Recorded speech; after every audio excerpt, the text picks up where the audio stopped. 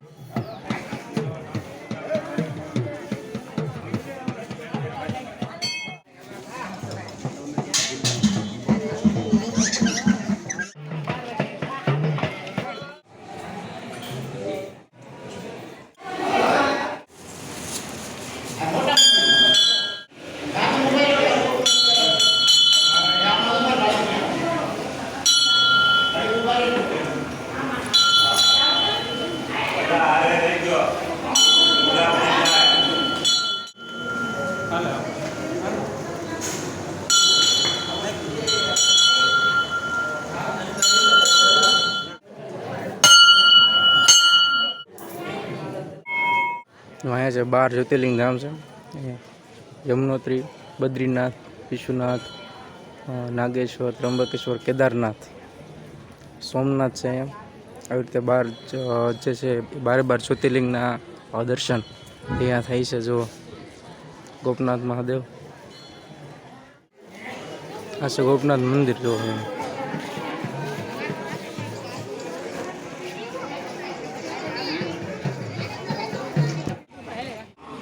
હા, બાપુની સપ્તાહ ચાલુ છે.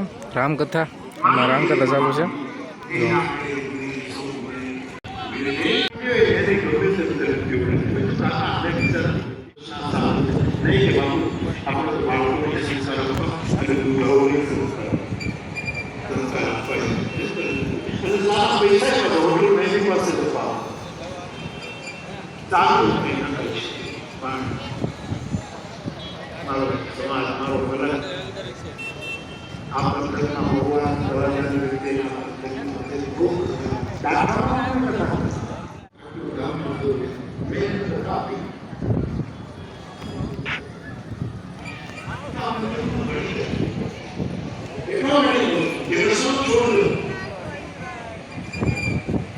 સંસ્કૃતમાં વ્યસનનો અર્થ થાય છે દુઃખ.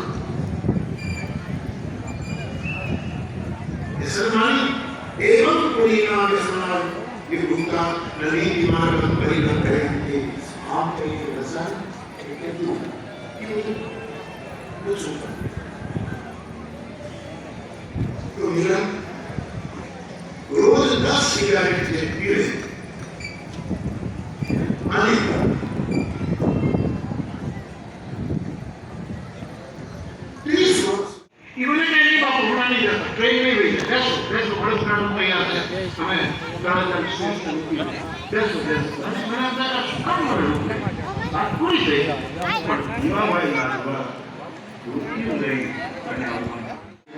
હવે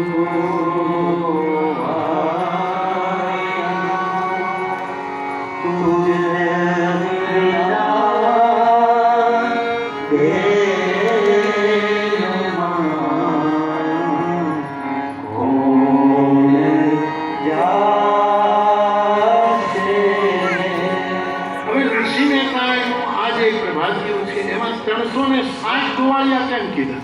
આ તો વર્ષો પહેલાની વાત. પછી તો આમને કોઈ ઉપાડી લઈને એના નામે ચડાવી દે, એ તો પ્રજ્ઞા ચોરી ચાલુ જ છે.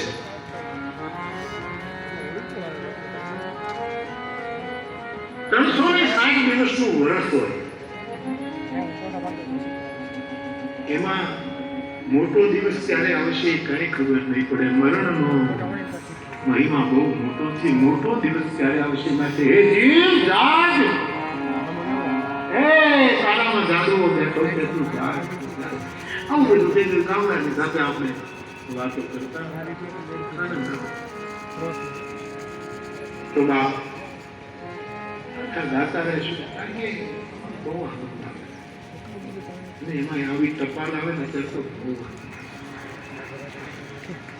હું છે ને ભજીયા ખાઉં પણ એ મરચાના ખાઉં અને મરચાં તીખા એટલે આ તીખા મરચાના ભજીયા. આજે એક બેને મને ચિઠ્ઠી લખી કે બાપુ કોકે એમને કીધું છે મોરારી બાપુને ચૂરમાં લાડવા બહુ ભાવે, તો બાપુ તમે અમારા ઘરે આવો. એ દીકરી અહીંથી ક્યાંકની છે, આજુબાજુના ગામમાં, અને મહુવામાં પરણેલી છે. તો મહુવાની દીકરી છે ને અહીંયા. તો બેટા તું એક કામ કરજે, કથા સાંભળતી હો તો એક કામ. એણે એમ લખ્યું છે કે હું સાસુ સસરાની સેવા કરું છું એટલે કથાના મંડપમાં નથી આવતી, મારી ફરજ. બેટા ફરજ બજાવી એ જ કથા છે. ટીવી ઉપર સાંભળતી છે બધા સંતોના તના, પણ તારાથી જો આવી શકાય તો બેટા ચૂરમાના લાડવા કરીને કાલે 8-10 લાડવા મને ઉતારે આપી જાજે. તારું પૂરું, મારું પૂરું. કાલે ઢાબાવાળાએ કેવા જમાડ્યા આપણે? ઢાબાવાળા ગંગાજળના રોટલા આપણો મલક છે.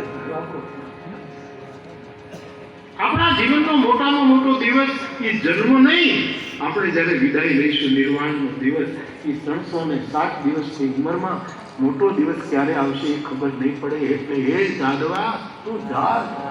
અને પછી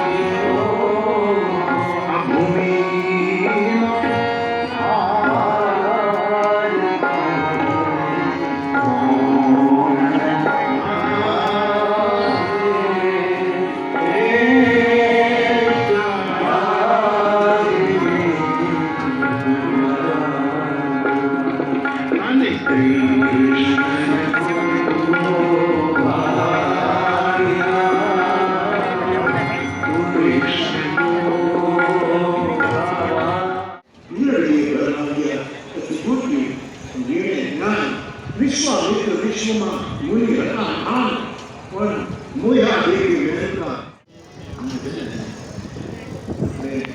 કોઈ પણ સંસ્કૃતનું સૂત્ર હોય તો એનો એક છંદ હોય, એનો એક દેવતા હોય.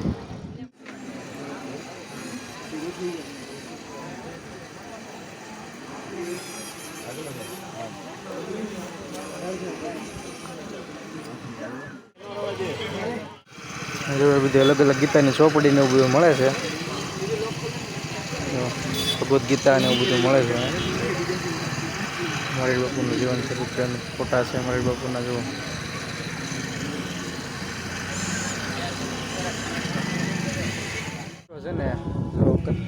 છે ને અહીંયા અંદર કથા છે. આ બાજુ નથી આ રસ દરિયો છે કાંઠે, આ બાજુ કથા છે ને સામે જો મંદિર છે સામે છે, બરાબર.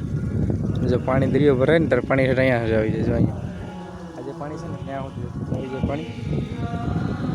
તો સામે છે આ બધું રિયો પાણી. લોકેશન બહુ મસ્ત છે. જો ગોપનાથ મહાદેવ એકવાર આવવા જેવું છે. આવ્યું ન હોય બાકી હોય તો આવજો એકવાર. મસ્ત મજાનું છે ભાઈ. બધા જો બહાર બેઠા છે બધા બાજુથી.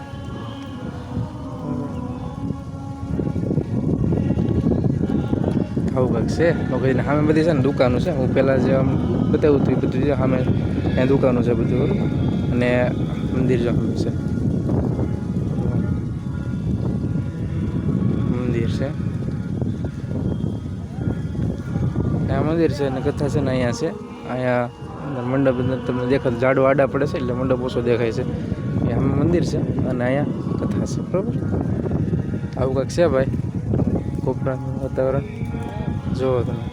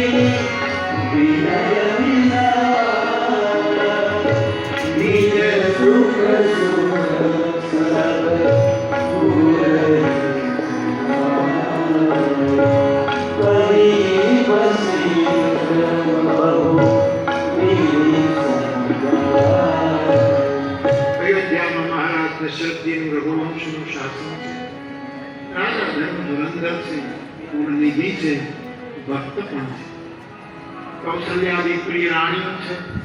બધાના પવિત્ર આચરણ છે. પરંતુ એક પીડા છે. આટલી રાણીઓ ચોથી અવસ્થા રાજા પુત્ર નથી. શાંતા નામની એક કન્યા તો છે પણ પુત્ર નથી. અયોધ્યાનો વારસ.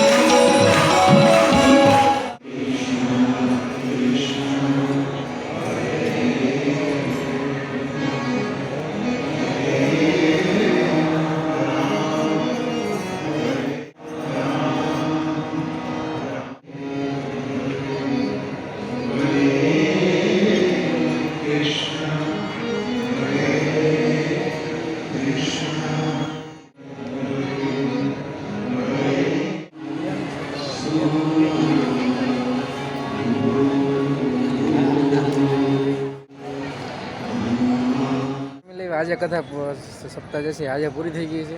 હવે કાલે શરૂ થશે આવતીકાલે. આજે જો 2 જેવું વાગ્યું છે અને આજે કથા પૂરી થઈ ગઈ છે. તો મોરારી બાપુ જે છે એ ભાગ્યા છે. હવે કથા જે છે એ કાલે શરૂ થશે.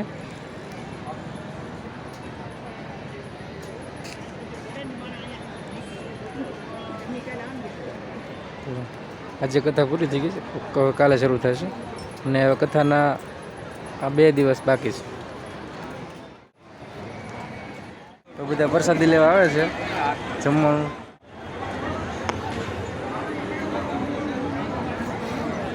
અરે લઈ લો તમે તારે. પ્રસાદી લેવા આવી ગયા છીએ. તમે પણ આવજો પ્રસાદી લેવા આવજો.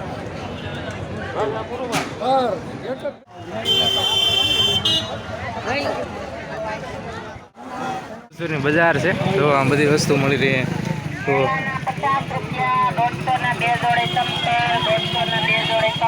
તો બધી વસ્તુ મળી રહે. સામે જે લાઈન છે તાજી બધી ઠેઠ આમ સુધી જો આમ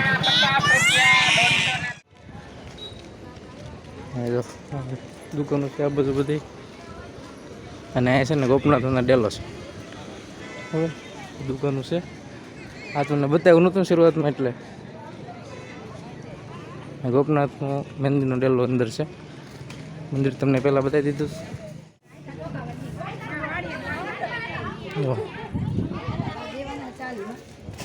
તો ફેમિલી મેં કીધું હતું કે દરિયો ભરાય ત્યારે પાણી જો કેટલી આવી જાય તો તમને બતાવું. જો દરિયો જો ત્યારે ભરાઈ ગયો છે, પાણી જો અત્યારે એન્ટર આવી ગયું છે. આટલું જ બાકી છે ખાલી. જો ત્યારે એક નાનું અમથું દેખાય છે તમને. જો દેખાય જો ઓળખો છે.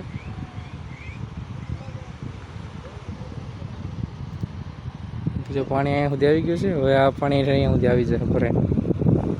તો પેલી દુકાનો છે ને નીચે બધે પાણી આવી જાય. તમે આવો દરિયો નજારો છે. તમે વિડીયો લાઈક ન કર્યો તો વિડીયોને લાઈક કરી દેજો, શેર કરી દેજો અને આપણી ચેનલને સબસ્ક્રાઈબ કરી નાખજો. આવા જ આપણે નવા બ્લોગ જોવા મળે. બરાબર, આપણે હવે આવા નવા બ્લોગ છે જે મૂકા રહેશે નવા નવા. તો ચેનલને સબસ્ક્રાઈબ કરી